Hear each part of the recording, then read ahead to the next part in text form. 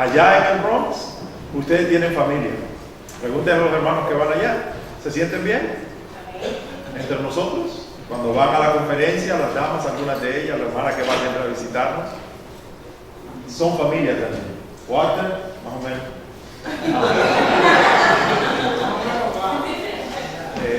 Hermanos, realmente somos una familia. Que algunos tengamos la dirección del Bronx y otros aquí de Rhode Island o de Providence, no es diferencia. Tenemos un Padre y ese Padre es perfecto. Nos lleva a todos a esa perfección. Eso es tremendo. Estuvimos considerando las bendiciones de las que disfrutamos nosotros los hijos de Dios, para que a los que están afuera, que no son parte de la familia, vean algo que les atraiga, vean la diferencia en nosotros. La primera que vimos fue que nosotros somos libres, completamente libres. Esa libertad entonces nos da, somos libres para caminar con el Señor, somos libres para escuchar su palabra y obedecerla, somos libres para seguir la dirección del Espíritu Santo. Si bien es cierto que todos necesitamos crecer, constantemente tenemos que ir mejorando. Hoy yo no soy tan parecido a mi hermano mayor, el Señor Jesucristo, como voy a ser mañana. Esa debe ser la actitud con la que yo viva. Hoy voy a aprender algo que me lleve a crecer en mi imitación del carácter y de la vida de Jesucristo. Mañana voy a hacer lo mismo, para que 5 años de ahora, cuando los problemas que Danilo enfrenta hoy vuelvan a darse en su vida, Danilo no reaccione de la misma mala manera, sino que reaccione como un verdadero hijo de Dios. Esa debe ser la actitud con la que nosotros vivimos esta libertad. Otra cosa que nosotros tenemos, que disfrutamos como hijos de Dios, nosotros recordamos toda la comida de mamá, ¿verdad? Casi toda casa es famosa quizás en el vecindario, por lo que la ama de casa en ese hogar es especialista, ¿verdad? Yo recuerdo creciendo que mi abuela cocinaba espaguetis con plátano maduro, frito, que aunque mi mamá podía hacer lo mismo, no sabía como la de mi abuela, o sea, no había manera. Mi abuela lo hacía de una manera que ni siquiera mi mamá preguntándole, diciéndole cómo, jamás pudo duplicar. Y mi mamá a su vez hace cosas que por más que yo coma por ahí, no saben a lo que mi mamá hace. Y yo sé que todos ustedes tienen quizás ese mismo tipo de experiencia. Y después cuando ya nos casamos hay cosas que nuestra esposa hace que nadie más hace como ella. ¿Saben que nosotros los cristianos también tenemos una comida? Nosotros los cristianos tenemos una comida de parte de Dios, que recibimos de parte de Dios, que no es nada comparado con lo que el mundo puede ofrecer. Una comida, una dieta especial. Esa dieta consiste de la palabra de Dios. Nosotros tenemos que estar siendo alimentados. La fuente de nuestro alimento es la palabra de Dios. No son las experiencias del predicador, de los ancianos, de los diáconos, de las hermanas líderes, entre ellas. Nuestro alimento debe salir directamente de la palabra de Dios. Por eso, yo sé que los hermanos tenemos cuidado cada vez que alguien viene a este púlpito, que no venga a hablar de que el Señor me dijo, de que el Señor... No. Es que dice la palabra de Dios, porque este es el alimento para nuestras almas. Eso es lo que Dios diseñó para que nosotros seamos nutridos. Su palabra nos la dejó con ese propósito específico. Miren algunas de las designaciones con las que se conoce la palabra de Dios. Dice Jeremías 15:16. Jeremías 15:16. Fueron halladas tus palabras y yo las comí, y tu palabra me fue por gozo y por alegría de mi corazón, porque tu nombre se invocó sobre mí, oh Jehová, Dios de los ejércitos. Aquí se le llama entonces en un sentido a la palabra de Dios comida. Pero hay designación específica, aparte de comida, porque comida podría ser bastante amplio, específica de lo que la palabra de Dios es para nosotros los creyentes. Mateo 4:4. Mateo 4:4. Y él respondió, esto es Jesucristo, y dijo: escrito está, no solo de pan vivirá el hombre, sino de toda palabra que sale de la boca de Dios. La Biblia, la palabra de Dios es designada también como pan. Primera Pedro 2:2 nos dice que la palabra de Dios también es esto. Primera de Pedro 2:2. Desead como niños recién nacidos la leche espiritual no adulterada, para que por ella crezcáis para salvación. Pan, leche, comida sólida o carne. Hebreos 5:12. Porque Hebreos 5:12, yo voy más rápido porque estoy haciendo trampa, lo tengo aquí. Pero Hebreos 5:12.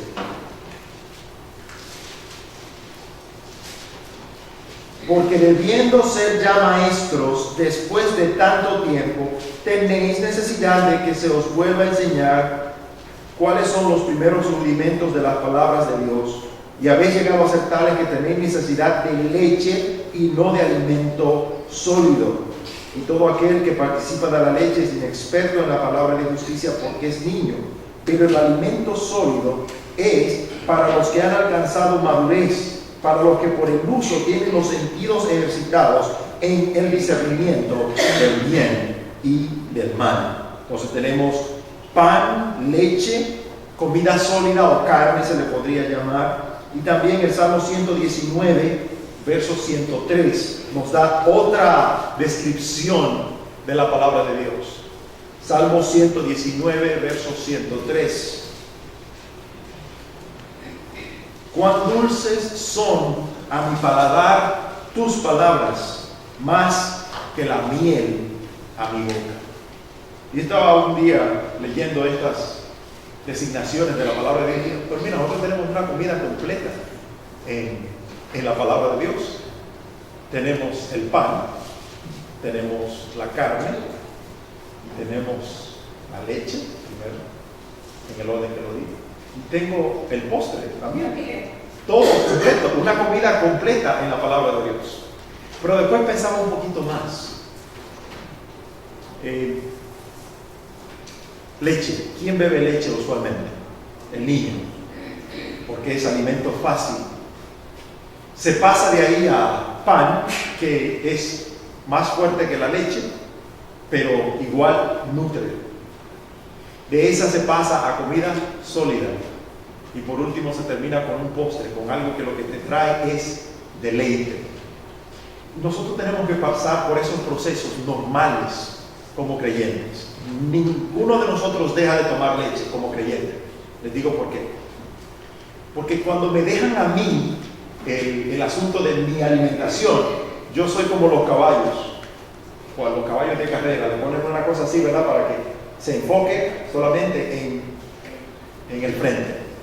Si me dejan a mí mi alimentación, si Dios deja a mí la alimentación, toda mi alimentación espiritual a mi cargo, nada más, siempre voy a estar buscando las cosas que a mí me gustan. Me va a gustar hablar de la gracia de Dios, me va a gustar hablar de la persona que yo era antes y ahora llego a ser algo totalmente diferente. Y mi vida espiritual sufre deficiencia en las otras áreas que la palabra de Dios quiere que yo me nutre. Y agarra a un hermano, y en el caso hoy yo les estoy hablando a ustedes para que le dé leche. Esto de aquí arriba es leche, es comida fácil porque ya ha sido de alguna manera digerida por otro y usted la recibe. ¿Para qué? Para que eso le despierte el interés por seguir comiendo. Y usted vaya a su casa y los versículos que quizás fueron tratados, ¿qué fue lo que dijo el hermano? Usted va y busca y encuentra entonces ahora pan y se alimenta. Y cuando usted se acuesta y se levanta el otro día y le queda eso y dice, pero espérate, esto que yo leí aquí, Yo creo que yo lo leí en otra porción, y usted comienza y busca y la añade, entonces comienza a tener alimento sólido. Usted desarrolla un concepto completo de algo que dice la palabra de Dios. Pero ese día, después que usted está ahí bien alimentado, usted se va al trabajo y en la hora del receso usted dice, wow, pero he experimentado hoy lo que leí toda la semana, y usted se deleita en la palabra de Dios completo. Eso es lo que nosotros estamos supuestos a estar experimentando cada día de nuestra vida. Leche, si algo que nos llama la atención de algún otro hermano, de algo que leímos, algo que no viene por mi propio deseo. Yo no fui, hay un hermano que necesita que yo le diga tal cosa y usted va y lo busca. No, eso no es. Es algo que de Dios sabe que usted necesita alimentación en esto. Usted lo toma y su cuerpo, su vida espiritual es nutrida. Y ahí usted pasa a agarrar algo más sólido de esa verdad. Y poco a poco, hasta que después usted se sienta tranquilo y dice, wow, el Señor me lo enseñó. Gloria sea a Él. Amén. Eso es comida para la familia de Dios. Está viendo el mundo que los conceptos, los principios suyos no están determinado por la última moda de filosofía o de cualquier otro tipo que el mundo tiene de afuera, sino que hay algo más que eso en la que usted está basado, la palabra de Dios, su alimento. El mundo tiene que estar viendo eso, si no, ¿qué les vamos a decir? Si lo que usted le dice fue lo último que dijo el último psicólogo, ellos dicen, no, pues yo tengo uno que es más moderno que ese y te van a dar otro, pero la palabra de Dios permanece para siempre. Si estamos fundamentados en ella, alimentados en ella, podremos ser buenos testigos. Si no, esta familia va a crecer de acuerdo a cuán buen testigo es usted, cuán buen testigo soy yo. Otra cosa de la que debemos disfrutar es de la fortuna de la familia. Y ahí tenemos varias cosas que decir, suponiendo.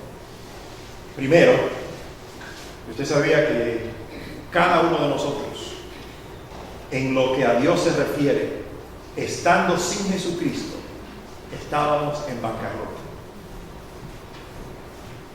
Cada uno de los que está aquí sentado, cuando se encuentra en su padre Adán, tiene una cuenta en rojo con Dios, la cual no puede saldar. Jamás por sí mismo. Jamás puede saldar esa cuenta.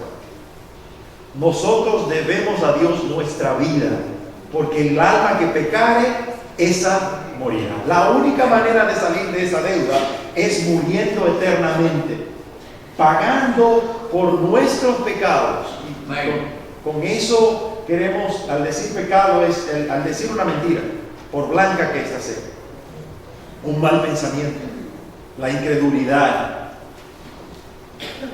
el menospreciar a Dios, menospreciar su palabra. Todo eso me ganó a mí el infierno, me puso en rojo con Dios. Bancarrota total. Pero el día que nacimos de nuevo, en vez de estar en bancarrotas, ahora nosotros somos herederos de todas las riquezas de Dios. Consideremos un poquito, y debo decir que estábamos en bancarrotas y esclavizados en esa bancarrota. Recuerdan que la Biblia dice, lo leímos antes, que antes éramos esclavos del pecado. Es decir, estábamos en deuda y como esclavos no podíamos jamás ganar, porque al esclavo no se le paga. ¿Usted sabía que al esclavo no se le paga? ¿De dónde íbamos a sacar nosotros para poder tratar ni siquiera de cubrir la deuda? No teníamos esa opción. Algunas de las cosas en las que Dios es rico, en las que Dios tiene riqueza, algunas de ellas solamente, no vamos a poder ver muchas de estas. Dios es rico en gracia. Fíjense lo que dice Efesios 2:7. Efesios 2:7. Para mostrar en los siglos venideros las abundantes riquezas de su gracia en su bondad para con nosotros en Cristo Jesús. Dios es llamado también el Dios de toda gracia en 1 Pedro 5:10, perdón. 1 Pedro 5:10. Mas el Dios de toda gracia, que nos llamó a su gloria eterna en Jesucristo, después que haya padecido un poco de tiempo, el mismo perfeccione, afirme, fortalezca y establezca. La palabra de Dios es llamada la palabra de gracia en Hechos 20. El trono de Dios, antes del trono de Dios, el Espíritu de Dios es llamado el Espíritu de gracia en Hebreos 10. El trono de Dios es el trono de gracia. ¿Sabe qué me dice a mí eso? Que Dios es rico en gracia. Y yo puedo disfrutar de esa riqueza. Qué bueno. ¿Saben que yo no tengo que ir delante de Dios con pretensiones? Porque cada vez que yo me acerco a Él, de lo que yo recibo de parte de Dios es gracia. Porque Él es rico en gracia. Yo no tengo que ir, Señor, mira, yo me porté todo bien. Aunque hice esto no fue tan bien, pero todo lo otro que hice fue bueno. No, lo bueno que hice y aún en las cosas que fallé, Dios me recibe con gracia. Muchos dicen que esto es peligroso predicarlo en las iglesias, de que Dios es un Dios de gracia y nos acepta como somos. Que eso es lo que la Biblia enseña. Dios es Dios de gracia y ni uno de los que está aquí está parado delante de Dios en sus propias virtudes. Ni uno de nosotros. Piense en la persona más pía que jamás haya existido, aparte del Señor Jesucristo. Esa persona no se parará delante de Dios en su propia justicia. Es más, dice Romanos, que los judíos precisamente por eso se están perdiendo hoy día, porque quieren llegarse a Dios por su propia justicia y no se apegan a la justicia que es en Cristo Jesús. Esa justicia que solamente se recibe por medio de la gracia. ¿Estamos nosotros viviendo cada día como que Dios nos da la gracia de vivirlo? Otra cosa en la que Dios es, para conectarlo de inmediato, en la que Dios es rico, es en misericordia, que no es exactamente lo mismo que gracia. Misericordia si la gracia es darnos lo que no merecemos, la misericordia es no darnos lo que merecemos. Y qué bueno que Dios no es como nosotros. Nosotros, la persona que se merece el castigo de inmediato, estamos dispuestos a rápido, porque eso es lo que se merece. Dios no es así con nosotros. Yo me pongo a pensar a veces, qué bueno que yo no vivía en Sodoma, porque Sodoma llegó, ¿verdad? La maldad llegó hasta aquí, ya Dios no podía aguantarla más, y fuego del cielo. Si Dios hiciera eso conmigo, o me pongo a pensar en mi tocayo, en Pérez Usa, recuerden que el arca de Dios está siendo transportada y el hombre preocupado porque el arca se iba a caer, la agarró. ¿Y qué pasó? Muerto de inmediato. Una ofensa.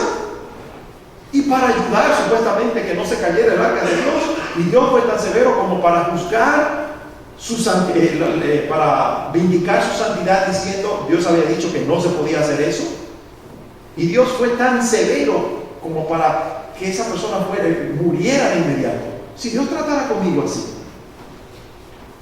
un pensamiento equivocado, de esos que son fáciles de entrar a mi mente, y se fue.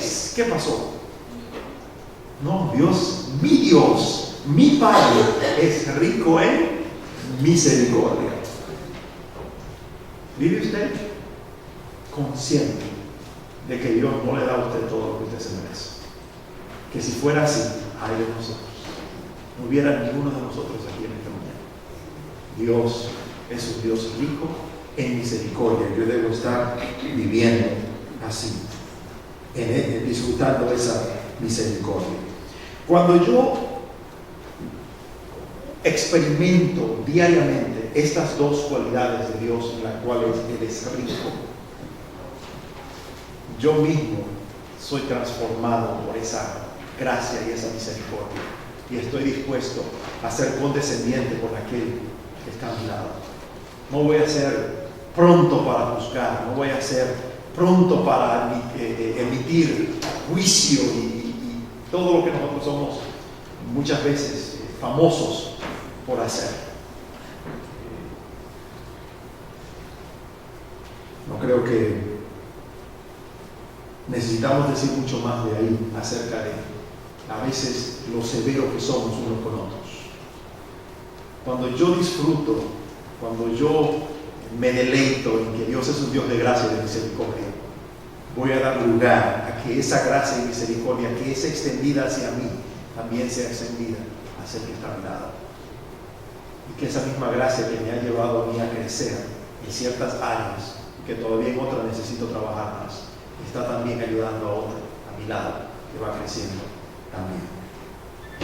También Dios es rico en bondad, dice Romanos 2:4, o menospreciáis las riquezas de su benignidad, paciencia y longanimidad, ignorando que su benignidad te guía al arrepentimiento.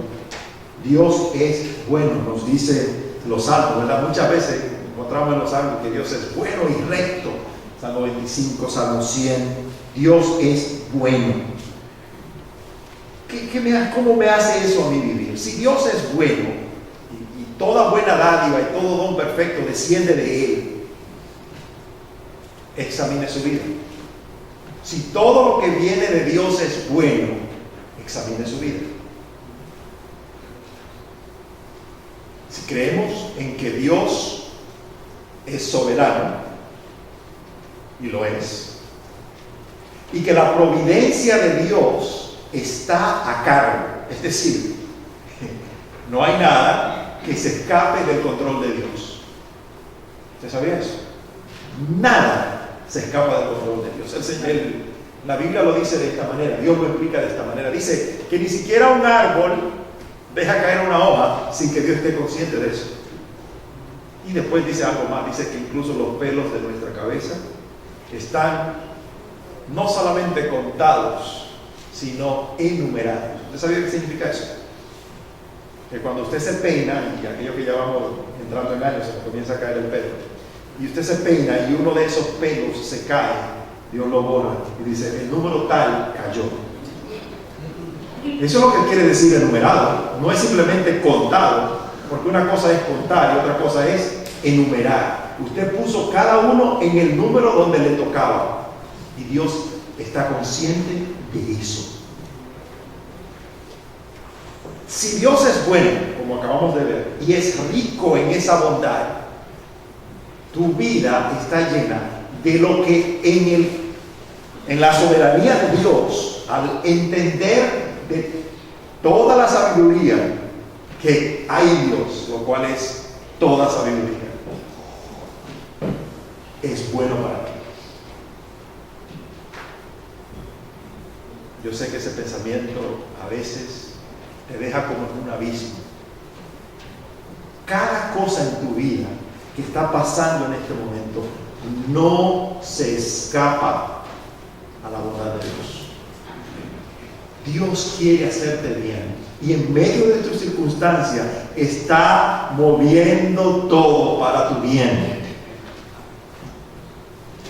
Haríamos bien en alinearnos con esa voluntad, con ese deseo de Dios de hacernos bien, porque Él nos propone el camino por el cual encontramos ese bien. Cuando no andamos por ese camino, Él no se da por vencido y va a ser como con Jacob, lo va a llevar a donde la van a hacerlo servir 14 años por una mujer, lo va a hacer salir huyendo, hasta que el hombre tuvo que decir, Señor, no hay otro bien sino en ti. Mientras más rápido lleguemos a esa realización,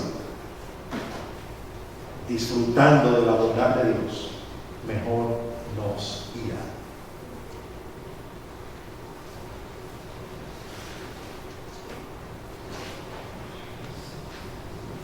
Otra cosa de la que nosotros disfrutamos, los creyentes, es de comunión unos con otros.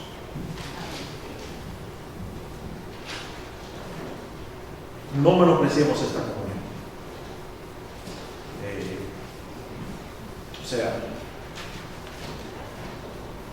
nosotros somos salvos y lo que cuenta es que ya yo no voy para el infierno. No debe ser la actitud en la que nosotros vivamos la vida cristiana.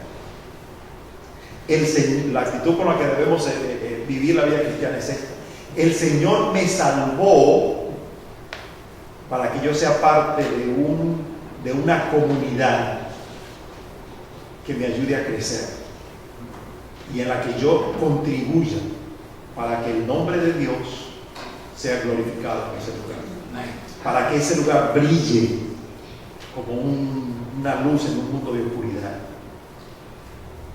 para ser sal de la tierra.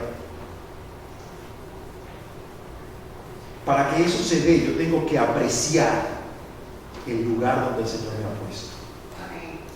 La comunión con los hermanos.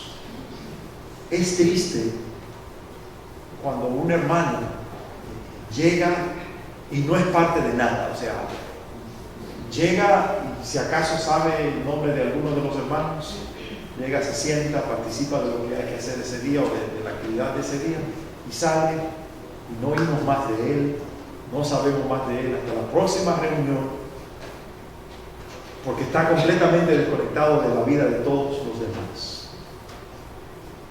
No fue para eso que el Señor nos llamó. Uno se pone a contar las veces que dice la palabra de Dios,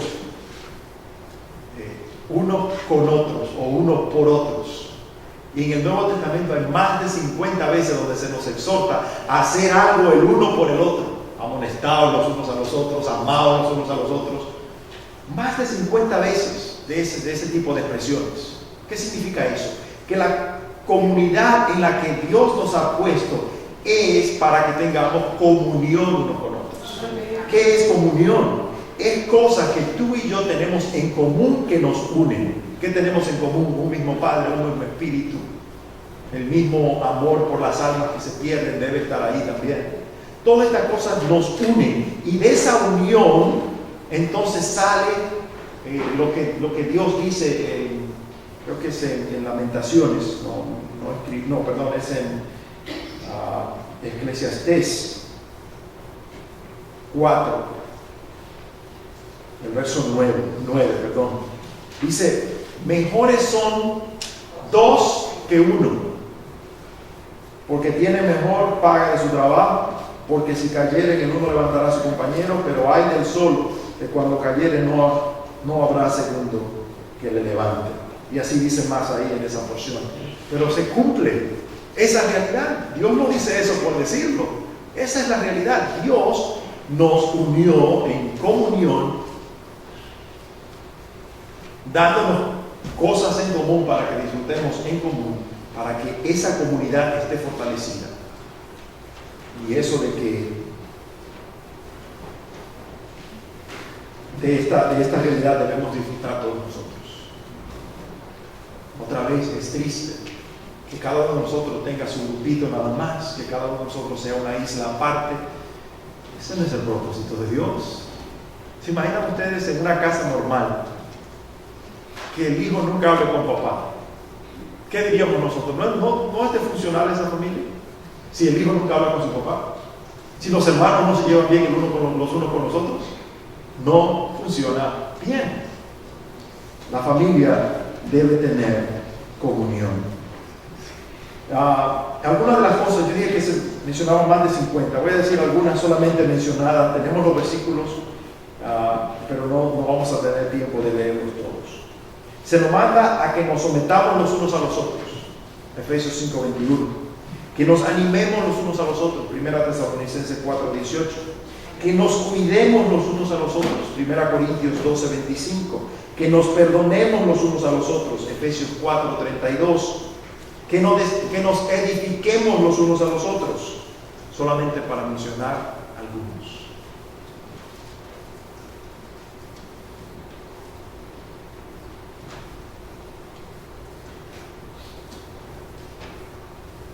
Para que haya verdadera comunión, tiene que haber transparencia.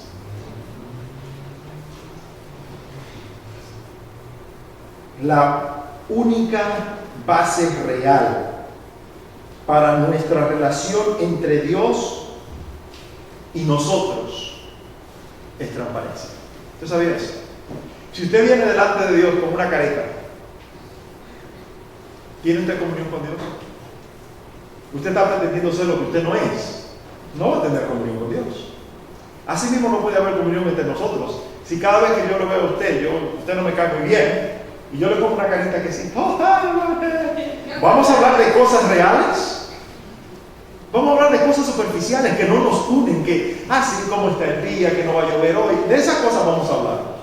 Pero cuando tiene que ver con lo que realmente hay dentro de mí, que yo necesito compartir con alguien, que se duela de mí, que ore conmigo, que me ayude, no va a haber esa comunión. Tiene que haber transparencia. Yo tengo que saber que soy aceptado por mi hermano y viceversa. Para que haya eso, para que haya ese tipo de comunión, usted tiene que estar disfrutando primero con comunión con Dios. No dice Juan, 1 Juan, que nuestra comunión primeramente verdaderamente es con el Padre. Y después entonces hay comunión unos con otros. Por eso, cuando alguien descuida la comunión de aquí de la iglesia, la comunión unos con otros, es usualmente porque ya ha descuidado su comunión con Dios. Hermano, lo digo con toda seriedad. Si usted es de lo que acostumbra a dejar de congregarse, eso significa que su relación con Dios no anda muy bien. Yo no soy de aquí, yo no te puedo, a ninguno de ustedes yo le puedo decir, te estoy hablando a ti porque no lo conozco de esa manera. Pero lo que la palabra de Dios enseña es que si descuidamos la comunión unos con otros es porque ya otra comunión, la comunión con Dios, se ha descuidado. Porque la comunión unos con otros es resultado de una comunión con Dios. ¿Cómo está nuestra vida de comunión? Unos con otros. ¿Somos transparentes los unos a los otros? ¿Puedo yo llegar delante de mi hermano y decirle, hermano, hoy tuve un problema con mi esposa, quiero que oremos?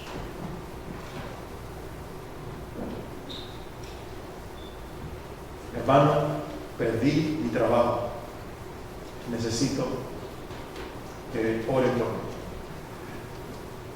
O somos de los que venimos, no, todo está bien, hermano, todo está bien, no, todo está bien. Y salimos por ahí a llorar en el hombro de uno que no es de la familia de Dios. No debe ser así.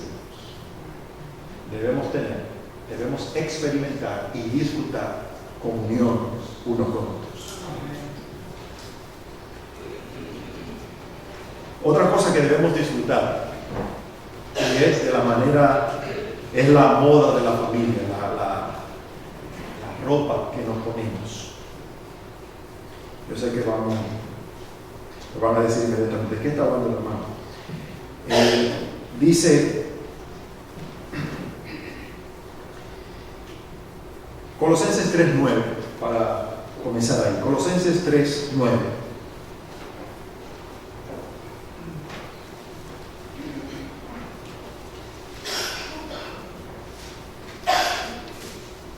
Déjenme buscar la porción completa. Dice 3:9. No mintáis los unos a los otros, habiéndoos despojado del viejo hombre con sus hechos, y revestido del nuevo, el cual conforme a la imagen del que lo creó, se va renovando hasta el conocimiento pleno. Y la porción sigue, pero podemos parar ahí. Dice el 12: vestíos pues como escogidos de Dios, santos y amados, de entrañable misericordia, de benignidad, de humildad, de mansedumbre, de paciencia, soportando los unos a los otros y perdonando los unos a otros si alguno tuviera queja contra otro. Dios ha determinado cómo nos vemos sus hijos. Él diseñó una ropa que tú y yo debemos ponernos. No podemos vernos como el mundo. Dios ha diseñado la ropa con la que el mundo y unos a otros debemos vernos. Dice aquí, lo llama vestidos del nuevo hombre, dejando o despojándonos de las cosas del viejo. Y nos da algunos ejemplos de lo que ahora debe existir en el nuevo, en el vestido que Dios a cada uno de nosotros ha dado todos los medios para que cada uno de nosotros se vista de esta manera. Dice que debemos estar vestidos de entrañable misericordia, de benignidad, de humildad, de mansedumbre, de paciencia. Debemos soportarnos unos a otros y perdonarnos unos a otros. Dios diseñó ese vestido para nosotros. Es el nuevo hombre que comenzó a existir el día de nuestra salvación. Dios determinó cómo se debe ver. ¿Verdad? Cuando nosotros somos pequeños, nuestras madres nos vestían como ellas querían. ¿Verdad que sí? Y de alguna manera, aunque ya crecimos de eso, quedan los rasgos de esa manera en que nos vestían. Si nunca te pusieron corbata, después cuando tú llegas a más grande, no hay quien te haga poner una corbata. Pero si te acostumbraron a ciertas cosas, es natural, es normal que te vistas de cierta manera. Así mismo nosotros, hermanos, de parte de Dios se nos ha dado un vestido. Y hay muchos versículos que nos hablan de esta vestimenta. No vamos a poder entrar en todos ellos. Una ilustración que podemos visualizar de esto es lo que pasó con Lázaro. ¿Recuerdan? En Juan 11, cuando creo que es en el versículo 44, cuando Jesucristo le dice a Lázaro que salga y Lázaro sale, el Señor Jesucristo da una orden a los que estaban ahí. Lo leemos en Juan 11, versos 44, sí. Y el que había muerto salió, esto es Lázaro, atadas las manos y los pies con vendas y el rostro envuelto en un sudario. Y Jesús les dijo: desatadle y dejadle ir. Tenemos que quitarnos esas vestiduras viejas que nos atan, que son recuerdo de esa vieja vida, de ese viejo hombre, despojándonos de esas cosas. Dice la persona que estaba viciado de todas esas cosas malas. Así herían. Recuerdan que la hermana de Lázaro dijo que ya herían. De seguro que esas ropas que tenía herían. Había que quitarle eso para que el hombre viviera en vida nueva, en una vida diferente. Le vistieron de seguro con otras ropas. ¿Es usted de los que dice: no, yo soy así, ese es mi carácter, yo tengo 40 años ya y yo no cambio? Esa no es ese no es el llamado. Debes disfrutar de una ropa nueva. Ve al closet de Dios, de papá, y coge de esas cosas que Él nos ha dado. Leímos pocas, las que leímos fueron pocas. Benignidad, misericordia. ¿Están estas cosas en tu vida? Cuando la gente te veía: a mí viene el que siempre anda vestido de misericordia. Mira, con ese yo voy a encontrar un buen amigo, porque se va a compadecer de mí. No va a ser como mi esposa, que cuando le dije que tenía problemas con aquello se rió, sino que este me va a oír y quizás yo me pueda entender y ayudarme de alguna manera. ¿Somos nosotros así? ¿Estamos siendo así? ¿Vestidos de ese nuevo hombre diariamente? No es un asunto que usted hace un día. Nosotros todos los días, antes de salir, nos vestimos. Debemos hacer lo mismo con esta vestidura que Dios nos da. Siempre vestidos de ella, sin despojarnos de ninguna de sus piezas. Una cosa más de la que nosotros disfrutamos, o debemos estar disfrutando, es del futuro de la familia. ¿Sabe que cada familia hace de alguna manera su plan, hacia dónde va encaminando sus pasos? La familia de Dios también. La familia de Dios tiene un futuro. Es más, la única familia realmente que tiene futuro es la familia de Dios. Porque todos los planes que nosotros hacemos con nuestra familia aquí en la tierra solamente llegan mientras estemos aquí. Y estos pueden ser echados a la basura como nada. Solamente tiene que pasar algo imprevisto. Cuando viene a ver, los planes ya no se pueden cumplir. Pero el futuro que nos espera a nosotros, los hijos de Dios, que espera a la familia de Dios es glorioso. Fíjense como lo dice Pedro en 1 Pedro 1:4. No leemos toda la referencia, pero lo que dice el 4 específicamente es que tenemos una herencia incorruptible, incontaminada e inmarcesible, reservada en los cielos para vosotros. Dice Pedro, hablando de nuestro futuro, ¿qué nos espera? Una herencia de parte de Dios, incontaminada, inmarcesible. A mí todas estas, cuando uno lee esa porción, cada una de ellas tiene un nombre, una descripción especial, es decir, que es inmarcesible, es decir, y uno puede definir cada una de estas cosas. Y uno dice, wow, qué bueno. Pero ¿sabe la que a mí más me encanta de todas esas descripciones? Que dice reservada. Nadie va a tocar mi herencia. Mi futuro en Dios está asegurado. Lo que el Padre en su soberanía decidió que Danilo heredara de él, está reservado en el cielo. Y no por ninguna obra de justicia que nosotros hayamos hecho, sino porque a Dios en su gracia nos extiende estas bendiciones, porque somos sus hijos. No se puede usted ganar esa herencia por trabajar, ni siquiera en la obra. No, esa herencia Dios no la tiene reservada por la fe, en su gracia. El agente de todas estas bendiciones es el Señor Jesucristo, que murió por nosotros en la cruz del Calvario. Me encanta esa porción de Juan 14. Yo me aprendí esta porción cuando yo era muchacho, hace muchos años. Dice, en la casa de mi Padre, primero comienza desde el versículo 1. No se turbe vuestro corazón, creéis en Dios, creéis también en mí. En la casa de mi Padre muchas moradas hay. Si así no fuera, yo os lo hubiera dicho. Voy pues a preparar lugar para vosotros. Y si me fuere y os preparare lugar, vendré otra vez y os tomaré a mí mismo, para que donde yo estoy, vosotros también estéis. Sabéis a dónde voy y sabéis el camino. Esa porción está grabada en mi mente. Ese es mi futuro. Como hijo de Dios, mi futuro está asegurado, porque el garante de esta promesa es Jesucristo.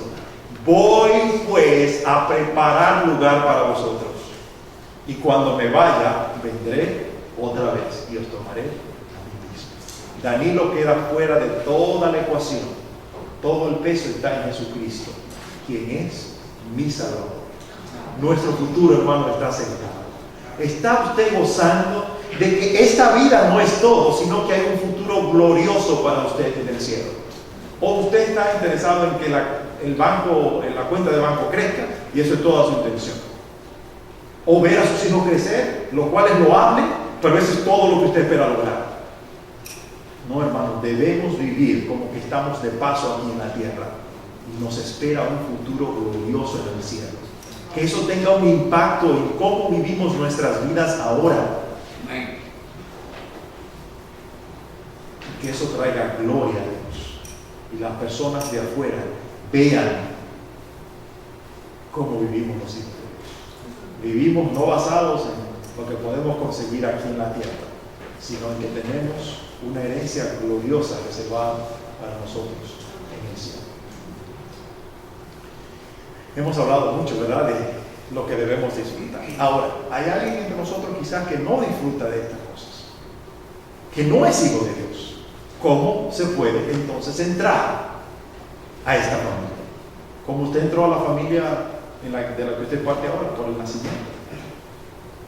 Todos nosotros, todos los que estamos aquí, entramos a nuestra familia humana por medio de nacimiento. Así mismo es con la familia de Dios. Hay que nacer de nuevo. ¿Usted quiere disfrutar de estas cosas de las que hemos hablado? Tiene que nacer de nuevo, le dijo el Señor Jesucristo a Nicodemo. Si no, no puede ver el reino de Dios.